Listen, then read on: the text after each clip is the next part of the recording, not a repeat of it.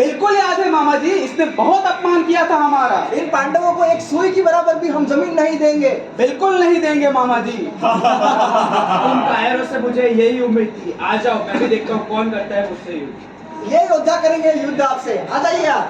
ठीक है। द्रोणाचार्य, घेर लो इस अर्जुन पुत्र को।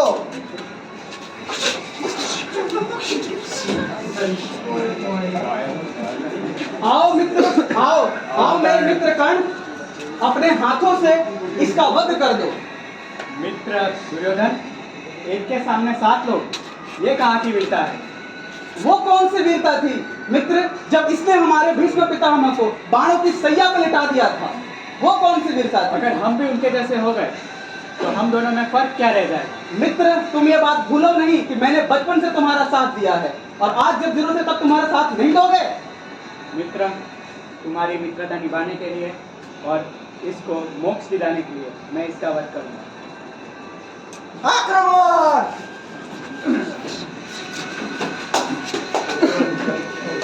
अभिमन्यु, तुम्हारा ये बलिदान सालों सालों तक याद किया जाएगा।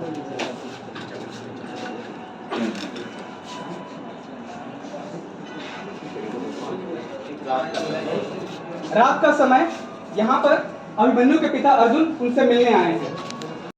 तुम्हारे मामा को कम समझते हो क्या? 1 2 3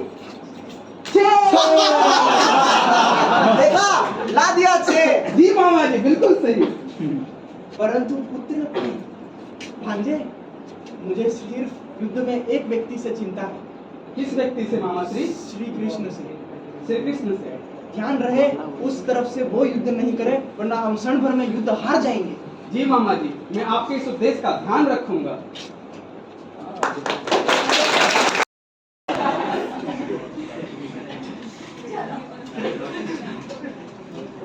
पति हूं मैं, पत्नी हो तुम, हम दोनों के रिश्ते सच्चे हैं। प्यार भी तकरार भी, 2 बड़े प्यारे बच्चे हैं, हम दोनों बंद कमरे में ही अच्छे हैं। गलत हो तो कुछ भी सोचा जा सकता है, हमारी इस बात पर रोका टोका भी जा सकता है। बाहर में माँ का बेटा अपनी बहन का भाई और पत्नी का गुलाम ही सच्चे हैं, बंद कमरे ही हमारे लिए अच्छे हैं। बोल देता हूँ वो बातें तुम्हें प्रिया जिन्हें मनाने के लिए तन्हाई चाहिए। बड़ा बेटा हूँ घर का, यहाँ नहीं पता किसी को भी रिश्ते में थोड़ी गहराई चाहिए। माँ के सामने तो हम छोटे छोटे बच्चे हैं, हमारे लिए तो बंद कमरे ही अच्छे हैं। दबा नहीं सकता तेरे पैर में जाने दिन भर, तूने भले ही पूरा घर संभाला है। दबा नहीं सकता मैं तुम्हारे पैर, भले ही तुमने पूरा घर संभाला है। थाम नहीं सकता तुम्हारा हाथ सबके सामने, हमारा रिश्ता भी बड़ा ही निराला है। हमसे छोटे पे गलत प्रभाव पड़ता है, हम दोनों के लिए बंद कमरे ही अच्छे हैं। थक हार के आगे रात को सो जाता हूँ, पूरी घर की जिम्मेदारियां मैं भी तो निभाता हूँ।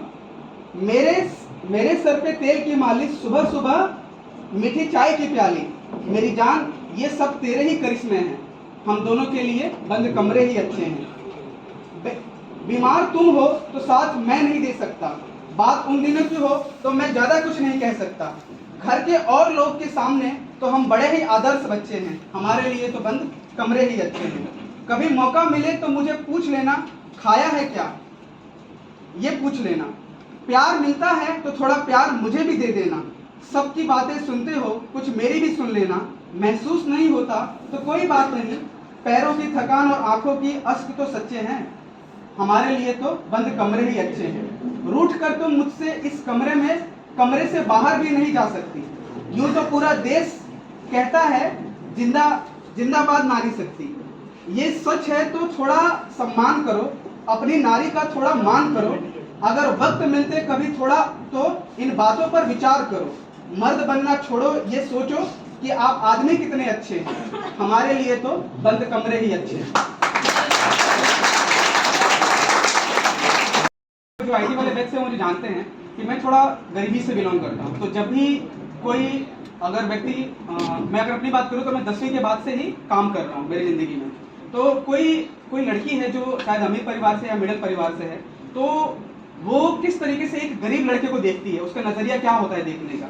तो वो उसके लिए मैंने 2 लाइनें शायरी की लिखी हैं बहुत छोटी सी, कि कैसा कि उसको क्या लगता है लड़की को कि भाई ये जो कर रहा है ये एक्टिंग है, क्योंकि उसने तो कभी ज़िंदगी में मेहनत देखी नहीं होती है, तो उसको ऐसा लगता है कि एक्टिंग है। तो उसके लिए अर्ज किया है, लड़का कहता है कि ये जिसे तुम ड्रामा समझ रहे हो, ये जिसे तुम ड्रामा समझ रहे हो, ये मेरी जिंदगी है, तेरी मोहब्बत नहीं जो बदल जाए।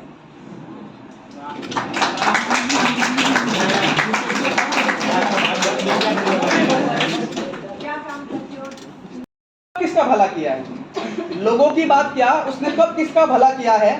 मैं तो खुश था आज फिर किसी की बातों ने मुझे जख्म दिया है।